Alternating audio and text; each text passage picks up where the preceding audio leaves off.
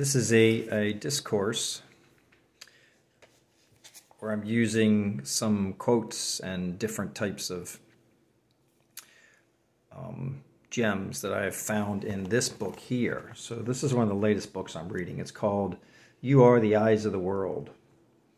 And it's based upon a letter, I believe, that Longchenpa had written to some of his students. And if you're wondering who Longchenpa is, he's one of the deepest, I'd have to say, Buddhist teachers on something called Dzogchen.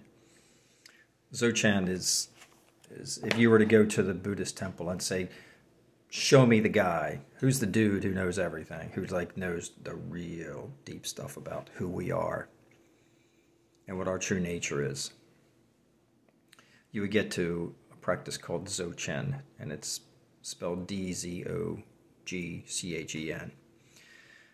Rather fabulous. I love a lot of the teachings from that because they really allow me to find words and point completely and speak from what I've been feeling as far as who we are and our true presence. And so with that, I've put together maybe about 10 different discourses to help people understand who we are, who you are, and then also some pieces from this book that I found to be rather difficult to understand, and I've simplified them into everyday practices. So I want to go through these. Today is number 1, and we'll do the first one. So how to unfold the pure self. How do you unfold the pure self? If you say to yourself, I want to unfold pure self. Well, the first thing I want to tell you is that once you do unfold the pure self, you'll realize that even the person that you were before when you were trying to unfold the pure self was pure self in the first place. And you'll say, well, then nothing really happened. No one dropped away. It just suddenly realized, it's like a fish that realizes, oh, the ocean is everywhere. I was looking for the ocean. So that's kind of what happens. And when that happens, you go silent, you get real quiet. And then you start wondering about your friends and things like that. Who are my friends? They're all me. Oh my gosh. So, how to unfold your true self, your pure self. The one thing I have noticed is that we get into an illusion of not being aware that we are this presence, that there's nothing just but presence around. It happens. It just happens. You go into character. You're up on stage. It's Saturday morning. You don't have the coffee. Or you don't have sugar for the coffee. Ooh, that's the worst. And then what happens is your world then turns into whatever you are being at that time. So I wake up and I am Mike without sugar for my coffee, and I'm grumpy, and I go to the store, and it seems like everybody is in my way. You'll find, cars in your way, and somehow you won't be able to get the change you need to get the sugar. And then everything is a struggle. There's a you here, and there's life, and you're struggling against life. The other side of this coin is that you wake up and there's presence appearing. And you just wake up and you sit quietly. And you sit in this grace and presence, and you say, I am. I am. Now, whatever you say after the words I am is what's going to happen. I am peace. I am grace. I am love. I am without coffee and sugar. Oh, no. So now see what's happening. And then an image comes up and emotions follow that. And that's all illusion. Because if we look for the real in these illusions, we won't find it. It's like reading a book where it's taking you out into a story. They say, okay, well, grab the character of that story and let's bring him and let me touch his face. You can't. It's the same with, let me grab this anger that's there, the upsetness, the tension. You can't grab it. It's just sort of appearing, and it's covering and veiling the peace that is there. So I am, you just sit with I am. So now you just sit with I am, and okay, there's no coffee or sugar. I'll venture to the store and go get it. What moves me to go there? What brings in breath? What grows my hair? What blinks my eyes? What allows me to put the keys in the ignition? Look at these miracles taking place. Look how they simply move everything. And then you go to the store and you just let the day flow. You let it flow. Now the day is flowing. You get your sugar, you get your coffee, you come home. And then you're okay. And nothing ever happened. What happened? Nothing really ever happened. It was just nothing but presence and energy appearing upon this beautiful canvas and screen that you are. And you were never touched by it. But you say, well, wait, I got really angry at one point. Okay, well, maybe you did. Was the divine self ever touched? Well, then what is the divine self, you say? What is the divine self? Let's find it. Okay? So it's a discovery. Discovery. You're uncovering, discovering. Okay?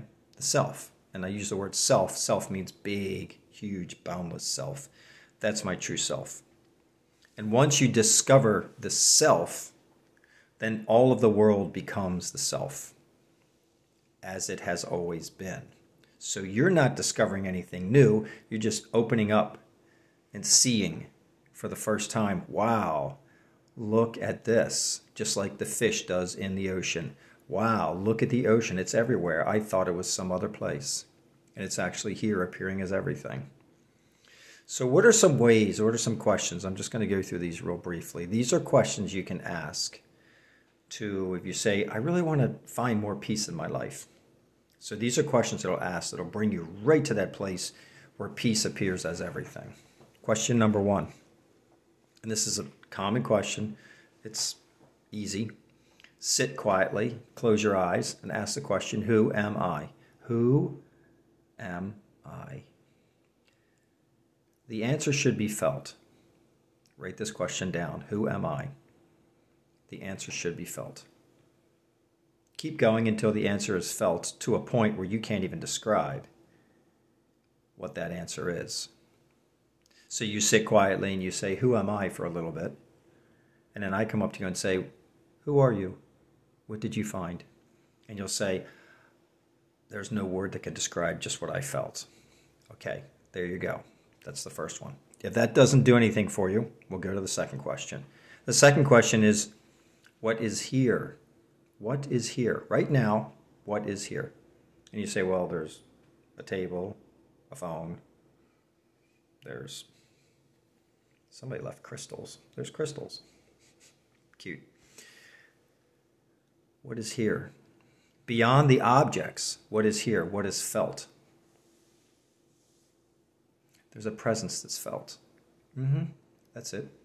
Okay. And what does that feel like? It feels expansive. Okay, follow it. How does that make you feel? Well, in sitting in the presence, it makes me feel like I'm much bigger. I'm like if somebody were to drop something in the next room, it would be very loud. Is there a you when you're sensing presence? No, there isn't. There isn't. Is there a you when you're sensing presence? No, there's not. Which is more real, the you or the presence?